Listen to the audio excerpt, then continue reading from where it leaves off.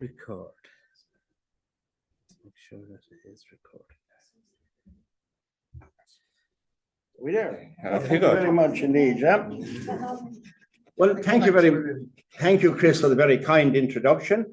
Thanks for the invitation down to West Cork, and one of my favourite parts of the country. And even when I'm not down here, and I think David Ross and Elizabeth are here, I've always said, and I've said in my book, that my favourite Pilgrim Paths in Ireland is actually St. Finbarr's. So, yeah, so there you are. So I love coming down here. So.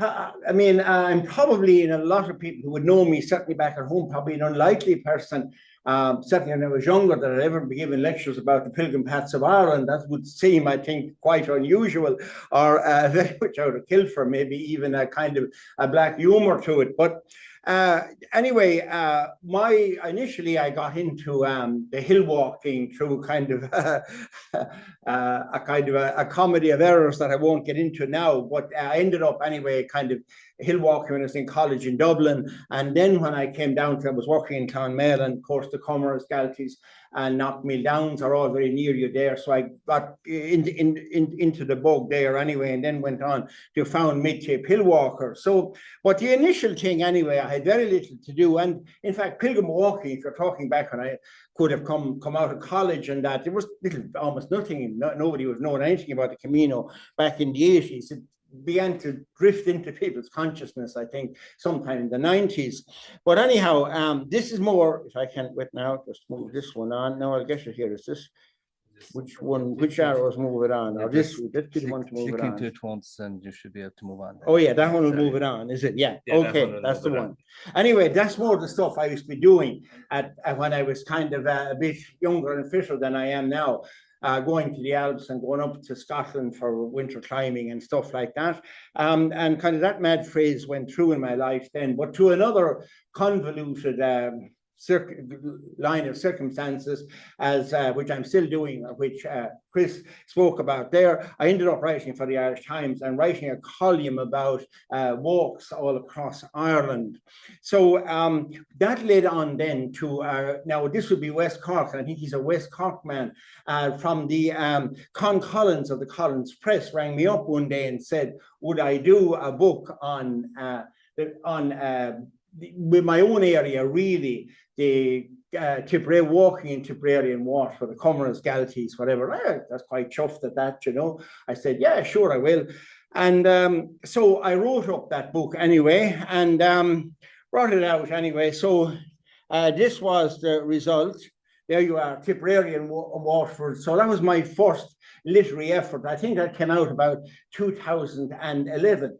And I, you know, that was quite glad of that. And my first book launch, and time has been through a book launch. The thing about it is, you know, especially your first one, everybody turns up. So for about 2 hours, you know what it's like to be a film star. Everybody wants your signature. Everybody is looking for a bit of you. And then they all go home and it's all forgotten about. But it was good anyway, so I enjoyed that. So I said, you're a published author now, and that's it. You do come down to earth slightly, though, subsequently. So I was out in the Knockmill Down Mountains, which maybe some of you have been out in, and really misty. And we bumped into a couple up there anyway, and they said, oh, they were lost, you know. So I said, oh, right, you know who we are. So well, you pull out the map there, we'll show you where you are, you know. So we haven't got a map, you know. I said, well, okay, right, have you a compass? Oh, that was before now, GPS. No, we haven't got that either, right? Okay, have you got anything at all? So they reached in the back pocket and pulled out this book. And they said, this is all we have. And it is absolutely useless, and that's why we're lost. So you come down there fairly fast. I said, hey, yeah, don't bother with those guys. The next time you come out, get a map and a compass, they'll be fine. And we showed them where to go on my own map. So you come down to earth. So that was the film star bit removed anyway. So then I thought that was it. So my God, Con Collins rang me up again. And we'd be from somewhere not too far from here, would he? I mean, I know Collins is out to a penny, but I think he wouldn't, somewhere around Clon was it, or somewhere like that he was from. But anyway, he rang me up and he said, will I do another book? So you kind of chuffed, you know, the first one mustn't have been too bad when doing this. The next thing he said, what you do on that? I said, yes, was I would. He said, what I want you to do it on the Pilgrim Paths. So, whoa, now, you know, I'm kind of climbing the Alps in Scotland that I don't know anything about the Pilgrim Paths. Well, he said, it'll come and thing. And of course, at that stage, I was aware of the Camino. He said, I'll have to think about that. But in the end, I thought about it. And I said, what I will do is, I will write it as a travelogue. I will start above in Slemish, work my way down through the country and write my experiences. And the working title actually initially was Sinner on the Saints Road, which was very, very appropriate. And I wrote my impressions down along there. And that came out, I think, in 2013. And it was a fairly slow seller initially, but it has picked up, and it's actually gone through its 5th edition now. And with 1 reprint in the, it's gone to its 2nd edition, but 5 reprints as well as that. I mean, I know David down there would be selling it, isn't that right, from time to time, David? And we're going to, I think I was talking to you about that. We're now going to, you know, after about 10 or 11 years, walking guides, you need to upgrade them. So we're going to work on that as well. So anyhow, so that was it. So I started off then on this pilgrim journey, and, you know, you go on parades and, you know, off on this pilgrimage. And this was kind of the first pilgrimage I bumped into when I was on my way up to Slemish, right? So I realized that pilgrimage can be a very broad church, and it seems to be people going somewhere with common purpose, which was there. The whole street was held up and everything else. There was about 100 people there, and I'd say about 400 soldiers and police, God only knows what, around the place. But I survived anyway, and I went on up here then, and this is it, Slemish. And Slemish is a mountain up in, that's where I was going to start. I won't need to bore you with the story of St. Patrick. Obviously, you know about that, captured into slavery, spent time there as a swineherd, and then escaped and came back as a bishop to Ireland. The one thing I began to notice as I was doing the Pilgrim Paths is that any mountain that stands out in the landscape, kind of a lone mountain that stands out, we tend to load some kind of spirituality or mysticism or something like that onto it. And this really stands out in the middle of Antrim on its own. And again, we have loaded a mystical or a spiritual tale onto it. Now, what was interesting then was, so I'd expected this, you know, when I went up to the north, I was in kind of non-conformist. Also, I was expecting there'd be people going up and down all the time. I was expecting there'd be something like a statue of St. Patrick up on top of it, maybe a cross, maybe something like that. And this is what was on the top of it. I don't know if I've ever been there. Absolutely nothing to recognize that it was to do with St. Patrick. So I thought, hey, yeah, well, maybe that's the case. I mean, it's kind of non-conformist, not into pilgrimage and that. So I left it at that. And then it was back up. So it's a kind of an area, we'll say the Glens of Antrim would tend to be a kind of a nationalist area, and Ballymena would tend to be somewhat on the other side. So I was talking then, I was up there in the Glens of Antrim on a tourism thing. So I got talking to a local guy. I said, you know, I said to him that there's no statue or nothing to commemorate St. Patrick or anything like that up on the mountain. I said, why is that? Oh, he says, we have a statue to put up there, you see. Well, have you? All right, why don't you put it up there? He said, the other crowd, they've told us that if we put it up there, it'll last about a week, right? So I said, well, right. He said, I said, then why don't you tell them to put it up? And he said, they have one as well. Why didn't we have one? He says, if they put it up, it'll last 24 hours. So there we are. Anyway, so it's a learning situation, certainly going up and down. Anyway, up we went then anyway. So there we were. And then I went down, and this was on to Lough Derg. That's the traditional pilgrim path to Lough Derg. Now, if you look at that, you know, the first map of Europe that was ever drawn, I mean, would have been drawn in the 15th century. And we would have had, you know, towns, I suppose we call them today, but Dublin and Wexford and Waterford and Limerick would have existed at that stage. Nevertheless, the only place that's marked on the map of Ireland now is Lough Derg. It was seen as such an important religious site. And, you know, most pilgrims who would have gone there would not document their journey. but 300, so we'll assume there were thousands, because there are actually documentation on 300 pilgrims going to Lough Derg in the medieval period. So it was quite important. And that's what a pilgrim path would have looked like, probably a very good pilgrim path would have looked like in the medieval period. So I was walking along that, I was thinking about that, and this is just relatively short part of the path now has survived at this stage, but I walked along that as well. And then this then led me to look it up and what are the challenges of medieval pilgrimage. And they were certainly, you know, considerable when you think about, you know, the challenge that people were taking on. I mean, those of you who have even done, some of you may have done the Camino, you probably have limped into Santiago with blisters and God only knows what, and then went off to your hotel and had your shower. It would have been much harder for the medieval pilgrims, and the things they would have had to do, disease would have been one thing which would have been very common, particularly in medieval towns.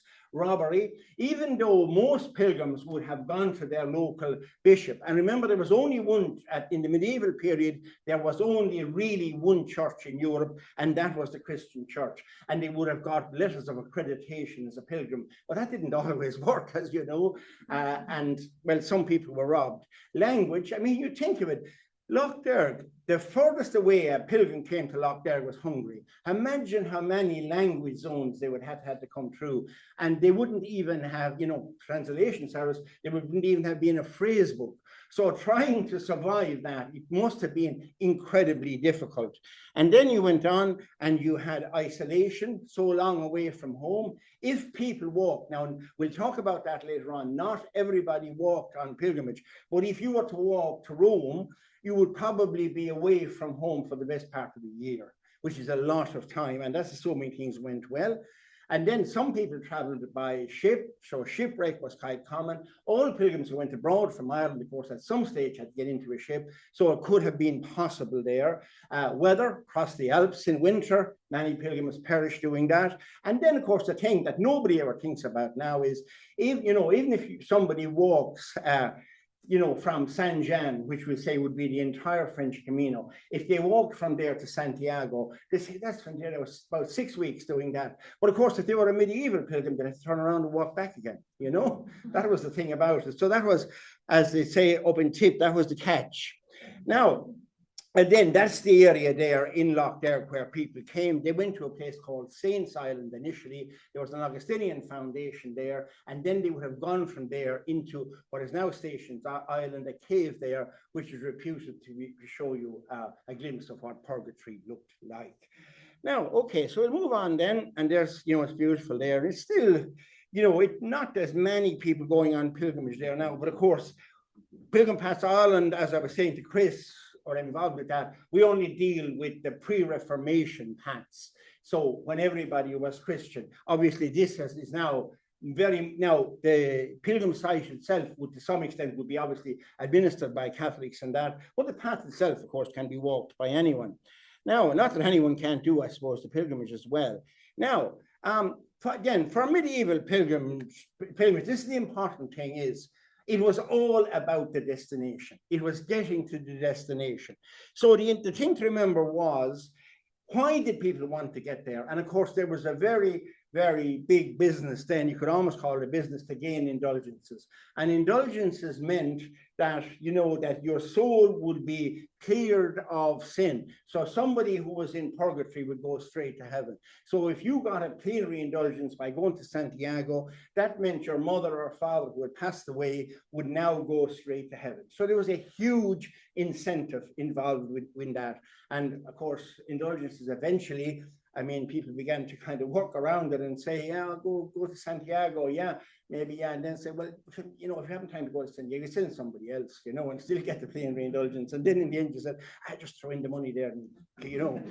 And of course, as Chris will probably know, that's why we no longer have one Christian church in Western Europe. Anyway, moving on from those subjects, and this would have been it then. devotion to a saint, and that would be common even today, particularly, I suppose, in the Catholic tradition. But going back to the Christian one, there would have been huge, people would have had huge devotion to a particular saint, and then as a penance for sins committed. So Heinous MacNichol is a famous example of that in Ireland, and he was charged with murdering his son, found guilty, and his penance was to walk all around Ireland and visit 20 pilgrim sites in Ireland, right? So he was the first person to do a pilgrim journey, we'll say, within Ireland. So the journey itself then was mostly regarded as a troublesome. It was often a fairly dangerous, as I was saying, trip. Try to get it out of the way, and then if you arrived at the place with, with the right intentions, grace and and healing would flow in the pilgrim site, and maybe it might help a little bit if you threw a few bob into the jar as well, But anyhow, and you can see that pilgrimage was, and places completed to have a pilgrim site. So if any of you have been in Santiago, you will see how magnificent the buildings are. And of course, pilgrimage was a big money spinner in the medieval period. And in fact, in other areas, everybody, so I can't get into that, but sometimes people would go and they would steal a relic and take it off somewhere else so that they could set up pilgrimage because they wanted to have the money from pilgrimage in their site. That happened in the medieval period fairly regularly. Now, today pilgrimage then focuses more on the journey. That's the important thing to remember. Pilgrimage is now the journey. The destination, to some extent, might be nice in Santiago, it might be nice in Rome, it might be, nice up in Croagh Patrick and Westport, but it is not central to the whole experience. The journey has become the central part of the experience. And I think that's the difference between medieval pilgrimage and modern pilgrimage. The sought after personal renewal comes not so much from the end point as from the walk itself. That's what I was saying. And that's at least my point of view on that. As a modern, and this is my belief, as the modern expression of spirituality becomes more informal and individual, we'll say we would have had, particularly in Ireland, most people would have been Catholic. There would have been a very, very formal church, which was set up by Cardinal Cullen. Is very, very formal, and the religious expression was generally found within buildings. If you look at the modern times, it is moving out of buildings to some extent. There are obviously less people in churches, but you will still find, the amazing thing is, there might be nobody in a church on most Sundays, but then the priest decides to go up on top of a mountain on Easter Sunday morning at a very inconvenient time of maybe 6 o'clock when the sun is rising, and nearly everybody is up there.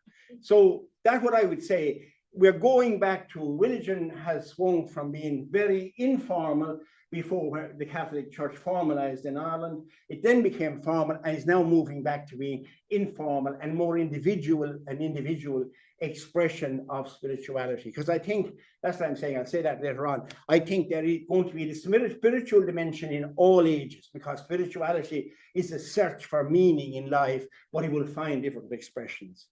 So the pilgrim journey now is as much a journey of the spirit as a physical journey. That's the way, certainly I see it, and that's the way most people are thinking of it now. It's as much, and there's an expectation, it may not be huge, but in some way at the end of your pilgrim journey, even if it's at a subconscious level, people are hoping or expecting that in some way, by doing it, they will be changed for the better, even if they don't maybe admit it. Now, so pilgrim motivation, then I was looking at that, and this is something I came up with myself, the acronym there's loads of time when I was out doing this pilgrim journey to think about it, and I thought this up when I was doing the Troher Fork, was walking along that.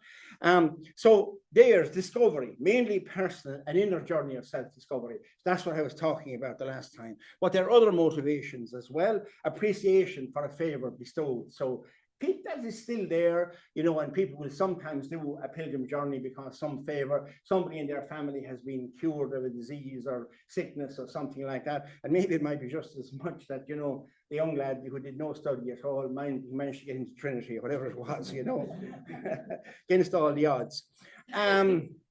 And then remembering, in memory of a special person who has passed away or is ill, that's very important. And you do see sometimes, we'll say in the pilgrim sites, particularly when I've been in Santiago, and I like people watching, sit in a coffee shop and watch the pilgrims arriving in, and many of them will burst into tears when they arrive in there. It's a release of emotion, it would seem like that. Now, and then escape when the pressures of life seem to be overwhelming. So, you know, what the pilgrimage does is, a long pilgrim walk is, it simplifies our lives. So most of us in life are trying to juggle about 4 balls in the air at one time. And now when you get onto pilgrimage, it's simplified. It's just a question, everybody's doing the same thing, put one foot in front of the other, and you will get to your destination eventually. It's very, very simple, much a simplification of life, and probably a throwback to the time of our forefathers, where some people believe, you know, when we were living in the forest and in the countryside, and that we're hardwired for that, and rather less so are we suited to the modern rat race, I suppose, of urban living. But that's just my own thing on it. And then stepping away from the complexity of life for a simpler way of living. And that would what I would think there. So there we are then, the Toher Foric. So if we want to think about this then, if we take the Camino, that would have been, with I see, 9th century, early 19th century, is reputed, you know, that a star led a shepherd and he found the body of St. where St. James was buried. So pilgrimage would have started in the 9th century. Now, if you look at the Toher Foric, the ancient path to Croagh Patrick, that would have originated as a pagan path that would later have been Christianized. So if you assume that when Christianity came to Ireland in the 5th century, that there had been pagan pilgrimage going on there, might have been going on for 500 years, that would mean that this pilgrim path is twice the age of the Camino. But there is no doubt at all, because archaeological investigation has shown that it was there in the early Christian period, because they have excavated on the summit. So it was used in the early Christian period. That certainly makes it about 1,500 years old, more than that, which makes it a lot older than the Camino, was probably a lot older than that again. So then so there it is. And again, we see this thing of a beautiful mountain. And when you see a beautiful mountain like that, which dominates the landscape, you know, it's unifying. All the people for 30 or 40 miles around can see this. So this unifies them. But as well as that, we tend to load spirituality onto beautiful places like that, standalone mountain. And of course, Croagh Patrick is the classic. Yeah. And then there's just people going up. But again, you see, while I would say in general, in churches that I've been in anyway, you will find that people, middle-aged or older people are in churches, but pilgrimage brings a mix of young people, and a lot of young people go out now and do the Camino, and are now coming in from the States to do the Irish paths, but we'll talk about that now. And there's the church then on top of Croagh Patrick. Some of you have been up there, I'm sure. Have you? Anyone been up there? Yeah. And just built in 1906. Imagine if the bishop decided today, hey, you know what would be a good idea? There's nothing on top of that, man. I'll put a church up there, you know? Imagine the amount of hoops and the amount of discussions, and everyone would have to jump to how much times have changed in 120 years. But in those days, the bishop just said, we're putting a church up there, and a church was put up there. That was it. Anyway, now, let's go on. And then we came to this place, Clonmacnoise. Now, in a way, in some respect, it may not be a traditional pilgrim site at all. It was more, I'd say, a famous seat of learning at a time of great instability in Europe that is sometimes called the Dark Ages, and that, you know, the light of learning and Christianity and that survived in Ireland. Certainly, a lot of people would have come to study in Ireland, and the main place would have been Clonmacnoise. And they would have come across the Escariada, which was left behind by a glacier, but it's ideal because it's raised above the surrounding landscape. As I said earlier, pilgrims were subject to attack. So if you were high up above the surrounding landscape, you were a bit safer. But of course, it wasn't. I mean, these wasn't just a pilgrim path. People who were trading and bringing in goods from Ireland, was trading with Britain and that, bringing in goods and that to Ireland and then distributed them, would have used those roads as well. You know, there is no such thing as a fully medieval pilgrim path. They were roads that were generally used by others, but, you know, were used by pilgrims as well. If you take, we'll say, the road to Santiago, that would originally have been built as a Roman road to keep, as we'd say, you know, in Irish, smocked on the local people to keep control of the area. So there we are. So anyway, this anyway was a road. So then it was an old road, I suppose. And then you had a right of way. So tarmac was put on, it was built into a modern road. So it wasn't suitable for walking. So you had to cycle. So I said that was absolutely great. Sure, I had a mountain bike at one stage and used to hop around on that. How this would be no problem. 24 kilometers on a bike. So you'd run that off in, you know, little more than an hour. So the only problem was then I went looking for a bike and my mountain bike was absolutely bushed. It was done for it, excavated from under a whole lot of furniture. Anyway, it wasn't going anywhere. But the only bike we had at home that would go anywhere was this one. And this one came, do you remember a fellow called John Gormley? I often wonder where he went. Yeah. I could never turn on the television one time, but he was on it. And one of his schemes at one stage was we'd all cycle to work. Now, I never bought into that myself, but apparently the person I live with at home, the boss at home anyway, decided it was a good idea, despite the fact that she lives about 23 or 4 miles from where she works. So one day this lady's roadster appeared outside the door and it was there for about 2 weeks, never went anywhere. And then I said, where did it go? And she said, it's gone out to the shed. So I never went anywhere. So it was as new, certainly never went to her where she was working anyway. So I said, yeah, she'll have to probably do 24 kilometers. So I went out and there it was in mint condition outside in the shed. So I said, that's absolutely fine. So the only thing is then I had a great idea, you know, I mean, you know, the way men, middle-aged men have fantasies about Lycra and all that kind of thing. So this is what I was thinking about. That's actually me. You don't recognize me with the helmet. But then when I got onto this bike, when I actually went to do it, this is what I looked like. That's how I completed that. That's how I actually completed the route, the cycle route to Clonmacnoise. So I was lucky. Obviously, there aren't many people doing it. I had no notion a whole lot of cycles would whiz past me. Nobody came on the route and was just as well. Now, so we got there then, and of course, Clonmacnoise is unusual in the sense that a lot of the early pilgrims, you know, wanted to escape to the most out of the way possible place. So you get Ken Kevin in Glendalough, you would get, we'll say, St. Finbar down here in Gugan Barra, you would have gotten, we'll say in Columba going out to Glencolmkill.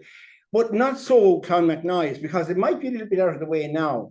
But at the time, St. Kevin built his city at the crossroads of Ireland, because you had the Escarriera coming out from the east coast and going on, then a route going on to the west coast. The main thing was you had the River Shannon, and that was the main artery of transport in the early medieval period when there weren't any roads. So I remember a historian summing it up for me one time, and he said, in the early medieval period, the Shannon was the M1 of Ireland. It was a great summary of it. So anyway, on we went then, and St. Kevin's Way. So the idea is that St. Kevin is very holy, was in a monastery in Tala, decided that there's too many people buzzing around there. He couldn't, you know, pray enough or think about God enough. So he just left the whole place and eventually came off and found Glendalough, beautiful Glendalough, lived in a cave there for some time. But of course, his idea of, which often backfired on these saints, of course, his idea of getting away from everybody else, that backfired very badly on him because he had such a reputation for holiness. People followed him and set up a monastery there. So, but anyhow, so that was it. So I said, okay, doing this for the book, and off we go. So next thing, I was going along and there was a statue up above me, and like you can see the patch below, and I said, Con Collins said to me, now watch out for a good cover picture for the book. So I thought, yeah, that would be it. So I went to climb up anyway. So it took me about 20-25 minutes going to nettles and briars, and I got up there eventually. And I actually took that picture. And then when I said, well, that do as a cover picture, I was, I know, not white enough the statue. So they'll have to paint that statue first. So it was never used as a cover picture. But that was great. So I was doing something like this. So believe it or not, I was invited up, and I know Elizabeth was up there that time lately. I went out to, I was up there speaking like this above in Hollywood. So you like, you know, like saying, you mentioned St. Finbar's here. So you like to have a local connection. So I was waiting to get to this. So I got to this statue. And I pulled up this picture and I said, there we are. I said, St. Kevin, I said, gazing down on his pilgrim path. Isn't that a wonderful picture? And there was a stony silence. And I said, St. Kevin, I said, and next thing somebody said, that's not St. Kevin. I said, so it's not, no, I said, look, he said, we meant it to be St. Kevin. He said, no, he said, we were raising the funds for it, but he said, we had a few other things and the funds kind of ran out. And he said, we had to think about what we do. And we had a kind of a place for us up there. And he said, then we had the priest down in Baltinglass, said he was going up the church and he was throwing out a few statues. So we went down and we had a look around. A lot of them were broken. Oh, but there was one of St. Anthony. So that was fine. So actually now we had a statue exactly like that at home. A statue of St. I reckon, because I hadn't a clue at the time, I recognized it. So there you are. Anyway, so now, so on we go then in Glendalough, of course. I won't labor. It's so beautiful. It is a contemplative place. It is wonderful. You can see why it was a monastic site. As a seat of learning, it would have rivaled the Clonmacnoise in the time when there was a lot of turmoil after the fall of the Roman Empire. And then I went down to Kerry, and this is Cosson the Nave. And the point I'm trying to make here is, and I don't want to go on too long either, but the Cosson the Nave, right, this is the landing point for the Cosson the Nave. And you're thinking, okay, it's a beach. And, you know, this is the walk to the sacred mountain of Mount Brandon. And again, we begin to see here, most people would have come there, you know, would have been coming down the west coast of Ireland by boat. That would have been the simplest way to get to Mount Brandon. The Kerry coast is very unforgiving, as some of the ships of the Armada found out. So this was the nearest safe landing place at Ventry Beach, okay? So that is the time to remember that if you look back to the early medieval Ireland, I mean, some place like where I come from now, like Thurles, would have been very much out of the way because there wasn't a water connection as such through it. Whereas if you take West Kerry, it wasn't out of the way at all. And, you know, like we say, Daniel O'Connell's people would have had long links with France, the O'Connells down there, some of which are legal and maybe some of which are not so legal. But anyway, we'll move on. So there we are. So there's the route. Then, of course, you have Gallerus Oratory, about 1,000 years old. Again, hasn't let in a drop of water in all that time.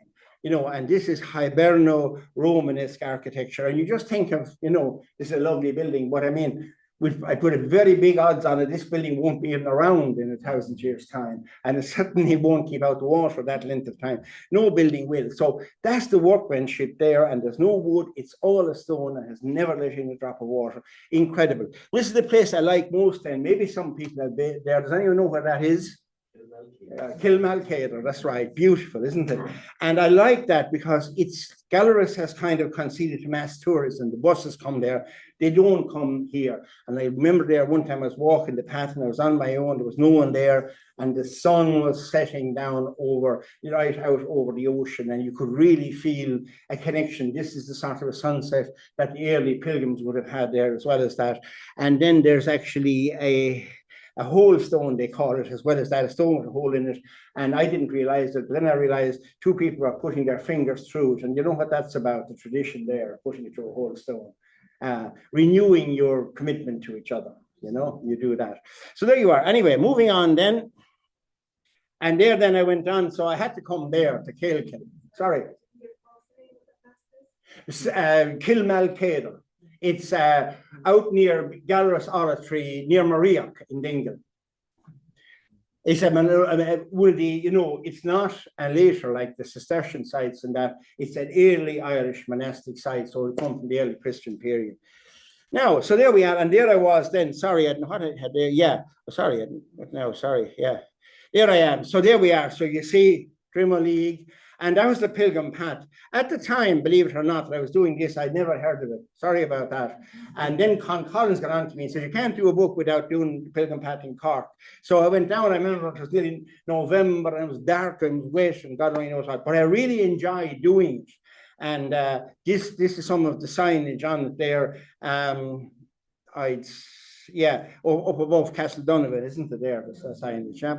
And then that's just a standing stone there, which the name escapes me now, but that's on the second day of the walk.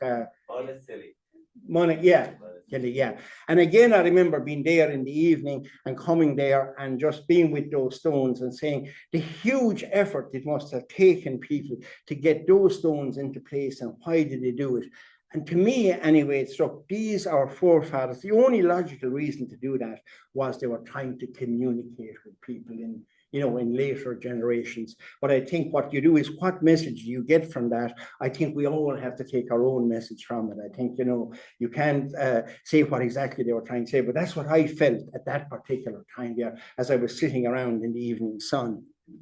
And then, of course, Gugan Barra. Well, what can you say? I mean, I love it because, I mean, Killarney is nice and that, but it's mass tourism there. But again, you know, this has stayed. It's still much as it was. You have all the services there, lovely hotel, great food, everything else. But, you know, at the same time, there is a sense of quaintness and being away from it all about it. It's one of my favorite places in Ireland.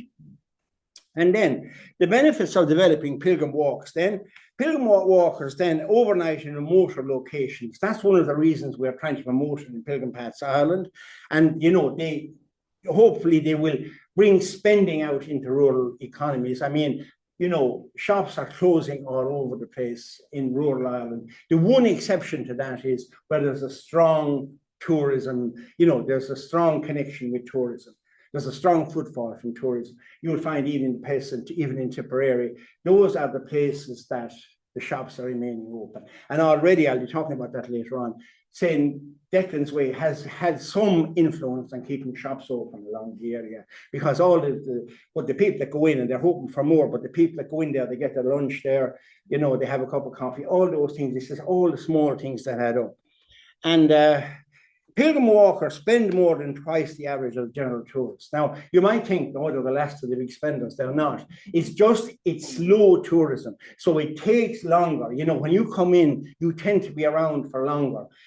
So you're in the area for longer. You overnight. You're more likely to overnight out close to the path, as well as that. Bring your spending into rural areas. And then investment costs tend to be low compared to other visitor experiences. For example, St. Declan's Way, which I'll be talking about later on, was reopened, and the cost of reopening that was €250,000. That was what's put into it, waymarking it, and, you know, putting in some styles and putting in some bridges and that. If you compare that with Titanic Belfast, which was done at the time that, you know, if you stop fighting each other up here, Tony Blair said, how much do you want me to sign this check for, you know? And it was 100 million plus 5 million to market it, you know? So that's the sort of money that takes. And it's probably a pilgrim path. A lot of people who enjoy it will repeat it again and again. Whereas, you know, I was actually through it twice, believe it or not. But the thing is, in general, if I went to Belfast again, I would not repeat. I would not go to it. But would I walk up Slieve Mish again? Yes, I would. You know, that's the difference. So it's a lot easier, it's a lot less expensive, and you can get a lot more repeat business as well as that. Now, and then where are we here? And then pilgrim walking provides a challenge, but, you know, people often when they retire or something, they want a challenge, but they don't want a challenge that's life-threatening, like going up Mont Blanc or something like that. So this gives them a challenge, a feeling of satisfaction, but at the same time, it's kind of in a controllable environment. And then I went on to Knocknadobber in Kerry. Most of you won't have heard of this, the Hill of Wells, but it's a really beautiful mountain. And again, it has a very long pilgrim tradition, going back to the celebration of Lunasa on its summit. That was celebrated there. That was a pagan festival, but of course, like a lot of festivals, it was then subsumed into the Christian calendar. And there's beautiful, I always think that's one of the most fantastic views. You're looking out there towards the Skellig Rocks over Valentia Island, and it's, you know, it's a pilgrim path, and there are stations of the cross all the way up along it. So it has been kind of Christianized in that way. So it really is beautiful. So that was the end then. So this was the book that came out.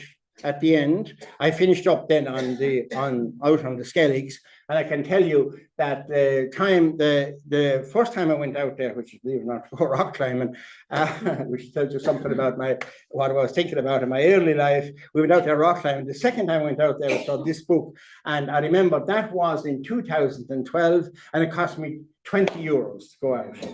I think it's about 120 now. Am I right? Yeah. Thank you, Star Wars. Yes. Anyhow, there we are. So that's the book that came out there. And then Pilgrim Paths then build connections to, and this has been the great things, Pilgrim's Past. That's the whole idea. What is the Pilgrim Path? It's not so much that there was a saint walking this path and whatever. I think what most people like is the fact that they are following in the genuine footsteps of pilgrims in the past. So all of Ireland's Pilgrim Paths and Pilgrim Paths Ireland have documented evidence of that. Other pilgrims on the route, there's a collegiality of the route. Having other people with common purpose on the route tends to be a big factor, which you get on the Camino. And now you're getting groups going down St. Declan's Way as well. And I think they get a lot more out of it than if you just do it as a solo person. Others in the local community come together because they're proud of their paths. Local heritage, then people become more aware of the heritage, and they look back into it. So, and there has been, I think, a big growth of awareness, particularly since the decade of centenaries. You have organizations like this, but they're springing up all over the country as well. But I think Pilgrim Paths are another part of that as well. And then building a sense of place, a sense of belonging. People down here, St. Finbarr's, it gives the local people a sense of belonging. This is something we own, something to be proud of. It expresses our heritage for us. And then Pilgrim Paths Ireland then. Pilgrim Paths Ireland is a national representative body for the Ireland's Pilgrim Paths. So for my sins, I've ended up as chairman. It's an easier job to get into than get out of, I can assure you. But founded in 2013, its aim is to build connections between the community groups involved with Ireland's Pilgrim Principal Penitential Paths. Its objective is to promote Ireland's historic roots and increase tourism spending. That's a big thing as well as that. And of course, Pilgrim Paths do promote the best type of spending, overnight spending, because it's slow tourism, and also you will obviously want to walk far, so you will tend to stay close to the path. And of course, it has worked very well down there in West Cork, hasn't it, St. Finbarr's? Now, and then Irish Pilgrim Passport. This is an opportunity. Now, initially we didn't have in Ireland a path that was a long linear pilgrim path to compete with the Camino. So what happened there was, what you needed was, the market really is about 1 week. That's what people like mostly to spend on pilgrim walking. Now, some will go out, admittedly, and walk for 6 or 7 weeks, but that's the exception. Most people who go to the Camino do a 1 week walk. Now, you couldn't do that in Ireland initially, but again then, 5 paths came together under a passport scheme. So you would start, we'll say, with St. Finbarr's. It's a 2-day walk, and you would get your stamp in the Gugan Barra Hotel. You would then move on to Knocknadober, get your stamp there in the Heritage Centre in Carsavine, go out then and do the Cosán and Nave to Mount Brandon, get your stamp in the post office, and then you take a day off, go up and go to Wicklow, then walk St. Kevin's Way, as Elizabeth has just been doing, and then walk out to the Toher Foric, which is the one to Croagh Patrick, and then in Ballintubber Abbey, when you have all your stamps collected along the way, you can get a completion certificate from there, which is similar to the Compostela that's given out. I noticed, has anyone been on the Camino here? So, yeah, so you get your Compostelas. You did. You had to queue up for it. Well, funny enough, there were 4 of us there, and a man came along, we're in the queue, and he said, "Is anybody here from Northern Ireland?" Yeah. And well, we were from County Antrim, and he was from County Antrim, so kind of took Obviously, if you mentioned you're from Cork, you were Bush. Is that it? Anyway, so that's the claim. It's 120 kilometers, and that is quite popular. And a lot of people now come in. I wouldn't say it's massive, but you do get people from, as far away as Australia, the United States, Canada, loads of places. You see them around there time to time, David, down on St. Finbarr's. And then the 5 paths are St. Finbarr's Pilgrim Path, Canupna-Dobber, Carsaveen, County Kerry, Casson and Nave out near Dingle, St. Kevin's Way, County Wicklow, and the Toher Forrick in Mayo. And then that's the actual passport. I can, you can just pass it around there. That's the passport, and that's how you get the stamps for it. Now you'll know that, though, you'll see them down there, David. Now, yeah, that's it. So, and there's a description then of all the paths and the map as well with it. And there's the actual then, that's the certificate, the Tashis Illarapta. It's, it's the certificate you get for completing the paths. And then this is just something then, I am coming up towards an end now, what is the difference? Why is pilgrim walking? Why isn't it, what's different about it? Why is it taking off now? I mean, we've always had hill walking and trail walking and the Kerry Way and that. So what I would say is, this is what I've worked out. This is my own ideas on it. Trail walking, scenery is central to the experience. If you think, we'll say, of the Kerry Way or the Sheep's Head Way, we'll say down here, scenery is a huge thing that attracts people to it. Scenery is just a bonus if you're talking about pilgrim walking. Almost nobody comes back and says, oh my God, a beautiful scenery when I was out on the Portuguese Camino or whatever. That isn't really a motivation. Sure, if you get it, it's good. Not concerned with who has walked the route previously. Nobody cares doing the Kerry Way or the Sheep's Head Way. In fact, you might almost be delighted to hear that I'm on an area now that nobody's ever walked before. This kind of an idea of exploring a new area. While a sense of walking, I said that in the footsteps of pilgrims past, that seems to be a central motivation in what differentiates a pilgrim path, that people were on it before and way back in time. Route doesn't need a destination. You can go around. I mean, the Sheep's Head Way, for example, is a circuit that kind of starts and ends mostly in Bantry. You can do the Kerry Way and start and end in Killarney. Nobody minds that. But generally speaking, pilgrim path is different. It must have a destination. That destination is Gugan Barra in the case of your path, or Mount Brandon, or Croagh Patrick, or Santiago, or Rome, or Canterbury, wherever, where it has a destination. Encounters with others are incidental. There are some people, I mean, I was talking to a fellow lately, and I was half involved, as I say, in writing that book on the Pilgrim Paths. I was right on the Kerry Way, and I was talking to him, and he said, yes, I had a great time. And he said, what? I said, I went off and I did the Kerry Way, he said there. I went off, I said, in May. He said, I had a great time. And he camped on the way. He said, I met about 4 people from the time I left until I came back. And he was absolutely delighted with that. That isn't the way pilgrim works, I think. There is a sense of sharing and belonging and building communities along the way. And then, like unpopulated, pristine environments, whereas if you're walking a pilgrim path, it's the emphasis is on the echoes from the past. What communication, like the standing stones, what way is the path communicating or echoing with us? Little emphasis on history. If you're talking about the Kerry Way, very little history there, lots of history on St. Declan's Way. Now, and there then we get to St. Declan's Way, and there we are. So there it is. That's where it crosses the Knockmeal Down Mountains. Now, that has been opened, that was only reopened about 3 years ago. One of the oldest paths again in Ireland, fell into disuse, but the big thing about that is it takes about 6 days to walk it. So it's ideal for people coming in from abroad on a walking holiday. And that's what most of the people who are coming in now from the United States, that's what they're doing. They walk St. Declan's Way.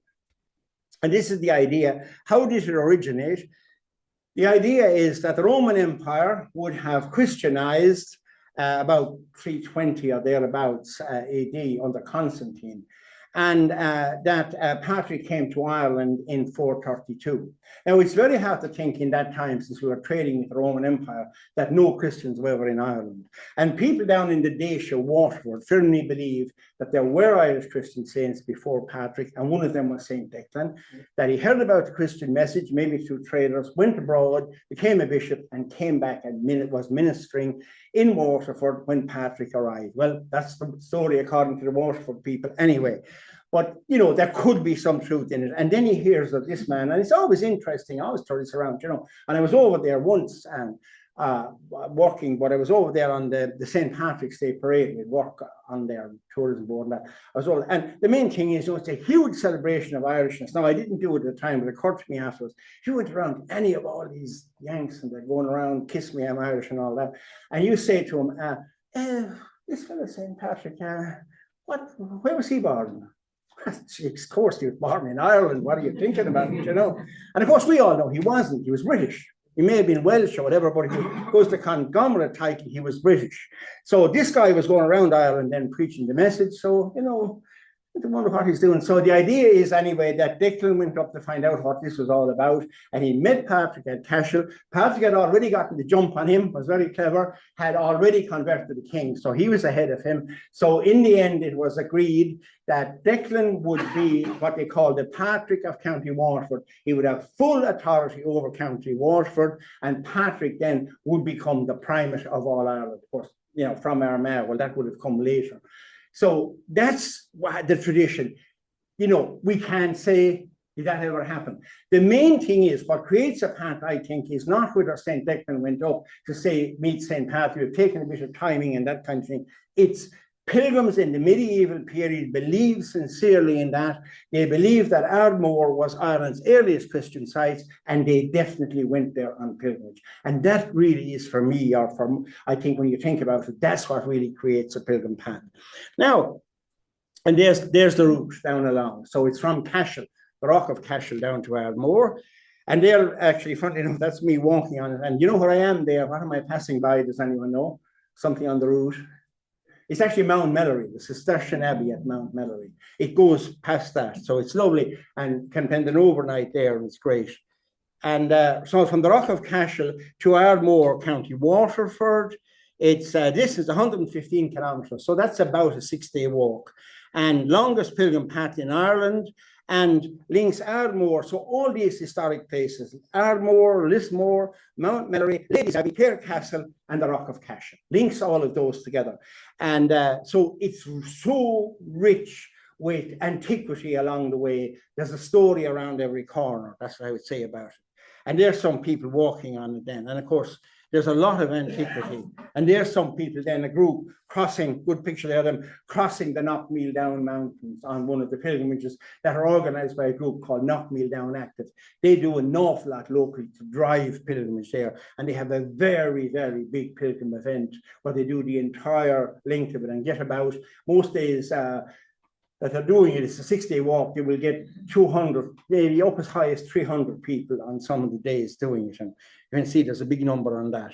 Now this is interesting then. So what all these antiquities are along the route, the one thing we can be sure of is that none of them would have been there. When Declan came to the Rock of Cashel and met Patrick, none of the buildings that are there now would have been there then. In fact, there would have been almost certainly very, very simple wooden buildings. The great Clare Castle wouldn't have been there. Obviously, Mount Melleray Abbey wouldn't have been there. The Castle of Ardfinnan, all the antiquities wouldn't have been there. But I like pointing out to people that there is one thing as you approach Castle that might have been there, and that's a ring fort.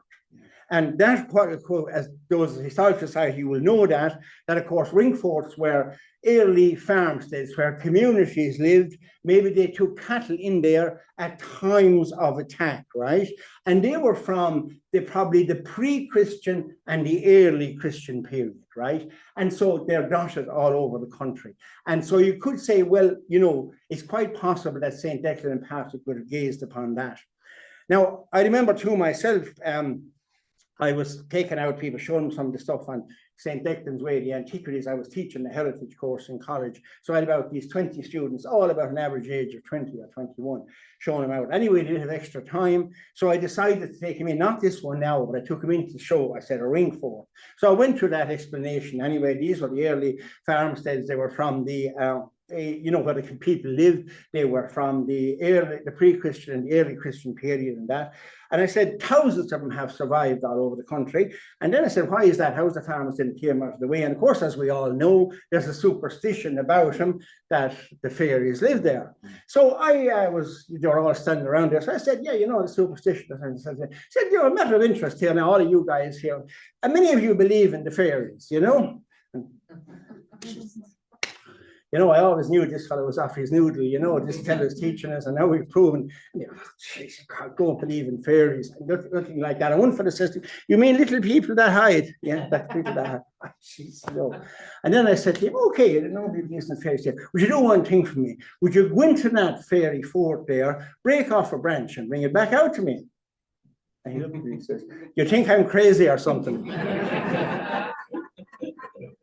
So, you know, and that's the, you know, this ambiguity, but in a way that is it. I mean, there is still, that's some kind of a question that there, you know, a belief among those people. They might not believe in fairies, but they also believe there are things beyond their understanding, you know, and that's what I would see there. And again, when we go on Pilgrim Paths, there are probably, you know, things that we feel, spirituality and that's beyond the material world of everyday, of our everyday, you know, conspicuous consumption doesn't give people what they want, and they often go back then to try and find meaning on Pilgrim Paths. And there then Mount Melleray Abbey, Cistercian Abbey, monks kicked out of Ireland, went to France at the time, some of them anyway, at the time of the English Reformation, and then after the French Revolution, they got kicked out of France and they came back to Ireland. So history repeats itself, you know. But anyway, it's great. Now the Abbey is under pressure at the moment. There's only 7 monks left in it actually, and there was 150 monks at one stage. And I'd say everybody locally is very goodwill towards them. I mean, everybody would like the Abbey to continue on as another kind of an example of another type of lifestyle, another way of living. But without monks, you can't have a monastery. So no one knows what the future is for it. And then you have historically more, and I think I have a funny feeling that may be a place you'll be visiting in the not too distant future. And then this is a Hindu Gothic gateway. Look, I won't get into the history of that. It's along St. Declan's Way. You walk through that. It's based on the pavilion in Brighton. It's a long, complicated story of how we got around to that. I won't get into that. And then most pilgrims, then a tradition is now evolving. Most pilgrims will walk from Cashel south to Ardmore. And how they finish their pilgrimage then is along the beach. And what many of them do then at this stage, you know, pilgrimage, one of the good things about it is, you know, the way I drove down here from Tipperary today, but, you know, I just sat in the car. I had no contact with the landscape or with the earth on the whole way down. We're kind of losing contact with that. Pilgrim walking returns us to that. And then what most people do then to emphasize that is they take off their boots and they walk them out of a mile along the beach. And some then will get into the water as well as that and kind of renew their contact with the earth. And then they'll go up to the top there to Ardmore, up to the, you know, the round tower there, of course, which wouldn't be from, it'd be much later than St. Declan's time. And that's where they finished their pilgrim journey there then. And then just the other thing then is, what I did then was, because St. Declan's didn't reopen when I was getting out my Pilgrim Paths book, I have only some of the walk in it. So what I did then is the 50 best Irish walks, we put in a section there into it on St. Declan's Way. And so in conclusion, then I will just say that, you know, my belief, this is my own belief, we're not in a post-religious age. That's what I believe. We are in a post-formal religious age. But we're in a new age of spirituality, a religion moving from highly formal to a more informal structure, and people are searching for contact with nature as part of that. And holidays increasingly seem as a time for spiritual growth. You know, holidays have moved from being a time where if you were a coal miner and you worked 50 weeks of the year down a coal mine, you weren't going to look for spiritual growth on your 2 weeks off. You just lie in the sun, get the nearest beach and stay there. But now, I mean, most people don't work physically, so that's what they look for on their holidays. Ireland has a strong reputation for spirituality, going back to pre-Christian times, really, because, you know, paganism was a belief system as well. And we should now invest, I think, in positioning Ireland as the centre for new spiritual tourism. Thank you.